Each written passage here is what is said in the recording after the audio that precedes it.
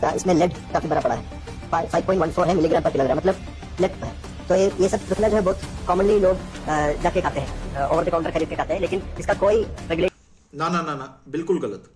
मैं आपको बताता हूं, जो रिपोर्ट आप लेके खड़े हैं, जिस रिपोर्ट में मरकरी, लेड और आर्सेनिक वगैरह की आप बात कर रहे हैं, वे सभी रस औषधि हैं, सबसे पहली बात। दूसरी बात ये, जिस त्रिफला गूगल की आप बात कर रहे हैं, यदि उसके रेफरेंस की बात करेंगे, त्रिफलम त्रिफला चूर्णम कृष्ण चूर्णम पलोन्मितम गुगला पंचपालिका छोदयेत्व सर्वम एकतः, जो कि श्लोक है शागंधर संहिता मध्यम खंड 7वें अध्याय का 82वां, आप जाके चेक कर सकते हैं। इसके इंग्रेडिएंट्स में पहली बात, इस टाइप की कोई भी रस औषधि नहीं पाई जाती है, और जिस रस औषधि की आप बात कर रहे हैं, आयुर्वेद की दवा में भी डलती हैं, मैं इस बात से इनकार नहीं कर रहा, परंतु जो रिपोर्ट आपके हाथ में है वो गलत है, क्योंकि जो रस औषधि है वो इस दवा में डली ही नहीं, पहली बात। दूसरी बात ये कि जो रस औषधि आयुर्वेद में प्रयोग की जाती है दवा बनाने के लिए, वो सबसे पहले कई प्रकार के जो शोधन विधि हैं उनसे गुजार कर शरीर के लिए उपयोगी और शरीर के लिए साथ में बनाई जाती है। ठीक है, सबसे पहले उसका शोधन किया जाता है जिससे वो शरीर को किसी भी प्रकार की हानि ना पहुंचाए, वह शरीर को लाभ दे।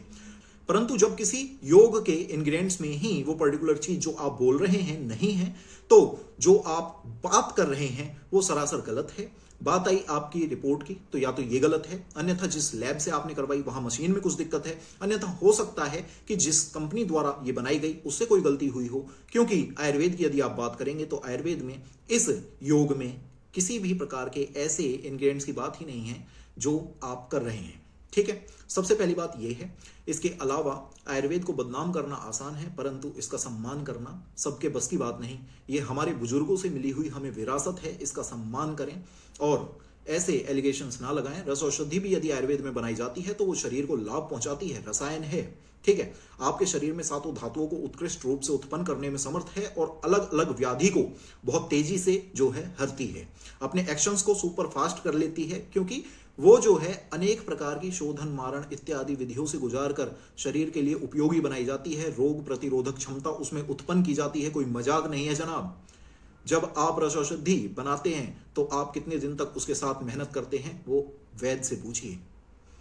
खड़े होकर कुछ भी कह देना आसान है, परंतु सच्चाई कुछ और है। आयुर्वेद को डिफेम करने की जगह इसके उद्धार के बारे में, इसके विकास के बारे में बात करें तो ज्यादा बेहतर है। दुनिया आयुर्वेद को पहचान रही है, परंतु अपने ही देश में रहकर यदि हम इस पर प्रश्न चिन्ह लगाएं, इसकी क्षमताओं पर, इसकी प्रतिभा पर प्रश्न चिन्ह लगाएं, तो ये हमारे ऊपर कलंक है, क्योंकि हमारे बुजुर्गों ने एक आधुनिक विज्ञान के मुकाबले भी बहुत ज्यादा आगे बढ़कर जो है इसका गठन किया है, इसको हमें दिया है, ये हमारी विरासत है, इसका सम्मान करें। धन्यवाद।